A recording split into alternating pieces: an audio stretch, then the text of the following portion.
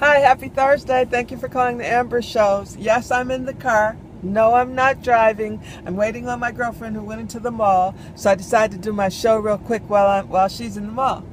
Okay, so let's talk about the cop that was who resigned from the McKinney, Texas police force, the one who battered the young girl at the pool and then pulled his gun out, and if it wasn't for his fellow cops, he would have shot up everybody.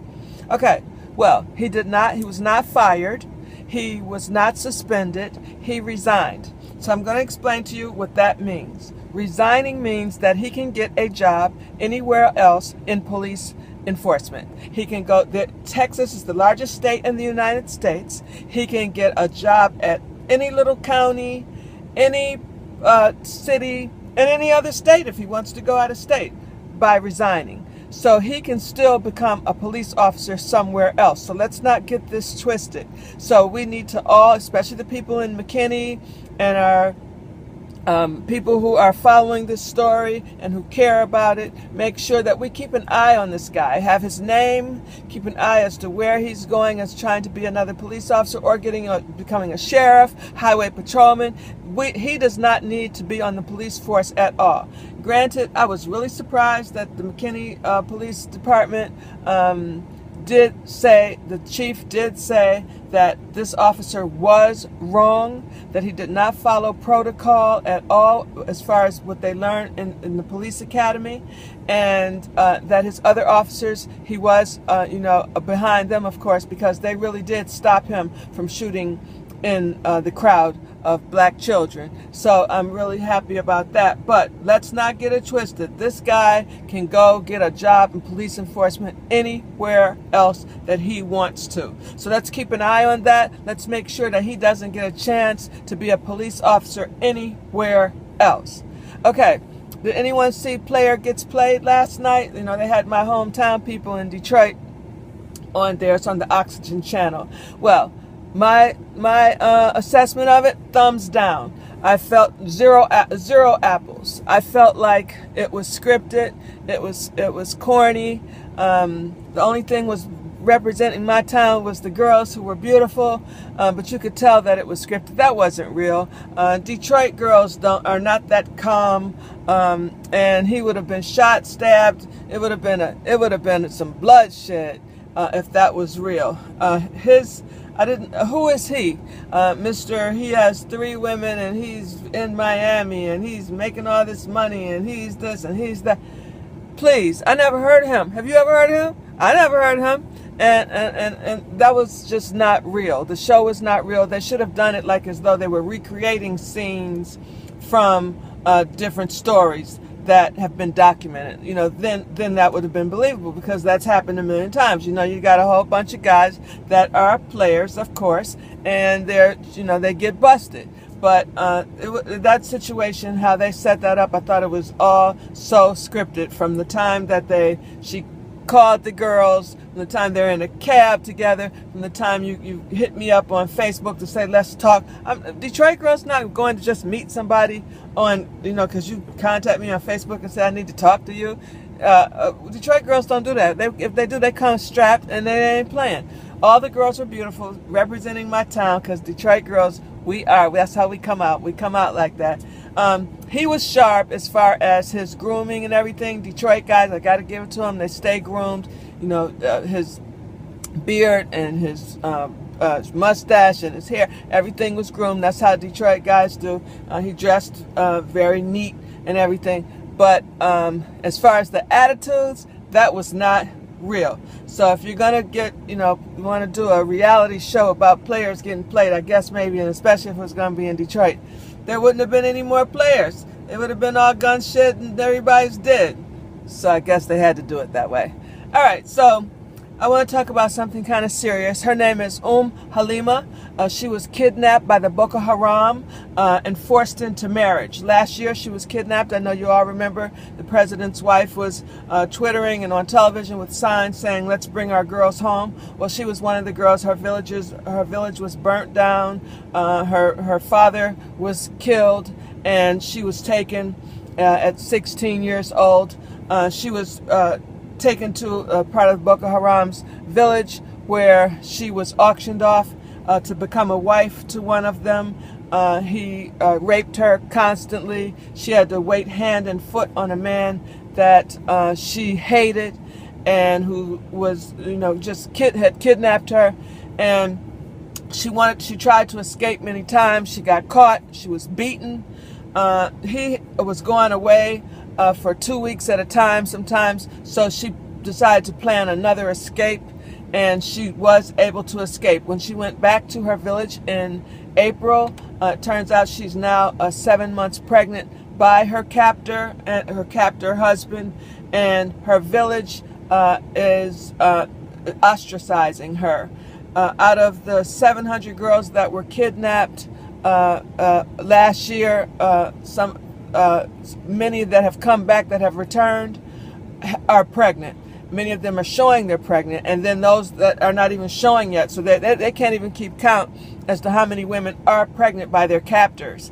And their village is ostracizing them, saying that this is called haram, which means unlawful, and that the babies will not be accepted, they will be murdered, and that the babies are considered baby snakes. So they are not the girls, many girls were trying to get abortions, and then the girls that were getting abortions, a lot of them were dying. So Halima, she does not want to get an abortion. Her mother is still alive in that village, and they're very scared about what's going to happen to them, to her daughter, and to the other girls that are pregnant there. They have a militia group in her village who supposedly are the ones who protect the girls from getting kidnapped, and they are working with the United States government, and they are the ones who have allegedly threatened that these babies will not be accepted or born, that they will be killed, and possibly the mothers killed as well. So Halima is very scared about her situation. Her mother is scared for her, and she's insisting on having this baby. So this is a really sad situation where her own people are ostracizing the babies because the babies are a part of the Boka haram, especially, they have their blood. So it's a lot of things that we don't know what's going on in the world, and then when you hear about them and you think, and you're mad about things that happen here in the United States, and you see that, we do have a lot more going for us than the people in many other countries, but it is a very sad situation. Did you know just eating a handful of nuts daily could keep you from dying prematurely? That's true. Nuts are best from warding off respiratory disease, neurodegenerative disease, and diabetes. So there's no benefit now in going out to buy a jar of peanut butter. It has to be nuts. All right. Also, let's talk about, I want to talk about the Catholic Church and priests, because lately the Catholic Church has been in the news talking, they're so judgmental. I was born into the Catholic Church. I was baptized a Catholic as a baby, as a new baby. My mother was Catholic. That was the religion that she chose. I went to Catholic school my entire life. I went to Catholic kindergarten, Catholic grade school, Catholic college. My mother even sent me to Catholic camp. My mother was principal of Catholic high school. So I know all about the Catholics. And I know about Father McQuillan when I was in grade school, who was one of the most racist priests there were. And now that I look at it, he was gay. He used to switch all over Mass.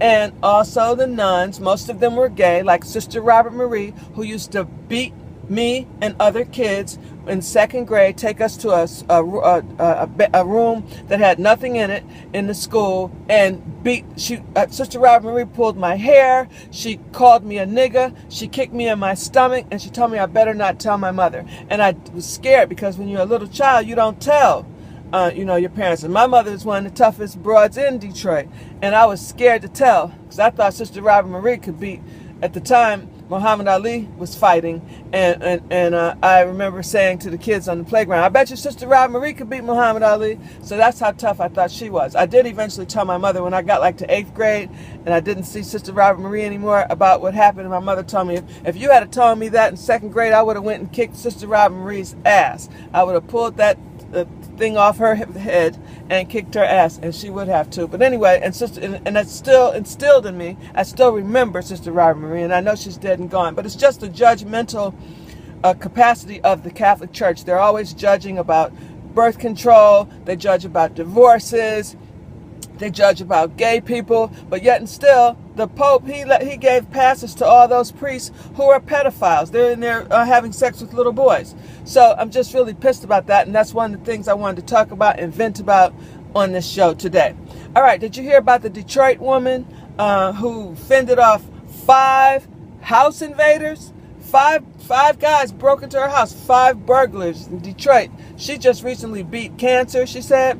And those guys, when they broke into her house at 2 a.m. Tuesday morning, they had no idea that she had a gun. They exchanged gunfire back and forth like the old Western days. But she was in her house instead. She got hit in the leg, and she said she's positive she hit one of them because they all took off running, and she's sure that she hit one. So she did have a message for those guys if they decide to come back to her home, because she said that her and her fiance, they don't do drugs. They work every single day. They work hard. They're trying to make something out of their lives. She just beat cancer, and then somebody wants to come in and try and take her out like that. 5 guys at that. Like, can you imagine? Like 5 guys just sat around and said, "We're gonna go break in this lady's house." All 5 of them. I mean, not one or 2 people, two guys sitting around talking about, yeah, let's go burglarize somebody's house. 5 people. They had no idea. They thought they was going to go in there and they was getting ready. They was going to kill them. I mean, if you got 5 people coming into your house, what else they going to do to you? They going to kill you. Well, she has something for them. She also has a message for them. She said, if you break into our home, we're going to kill you. So I'm sure those guys are going to find another house to break into, or now they might themselves have a halo over their head and got a rude awakening, and they might be in church thanking somebody that they're still alive themselves. All right, you guys, you have a wonderful day. Happy Thursday. Please give me a thumbs up if you get a chance, and I'll get back to you again later. Bye-bye. Thanks for coming to the Amber Shows.